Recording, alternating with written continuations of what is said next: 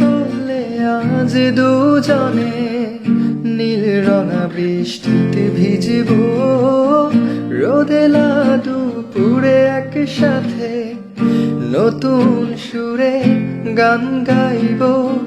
শেষ বিকেলে ছায়ায় নীল আকাশের বুকে আমি লাল রঙা স্বপ্ন আঁকব। আমি কবি নই, তবু কাব্যের ভাষায় বলবো আজ। তোমার হাসির শ্রাবণ ঢলে স্বপ্ন নিয়ে ভাসতে চাই। তোমার হাসির শ্রাবণ ঢলে স্বপ্ন নিয়ে ভাসতে চাই।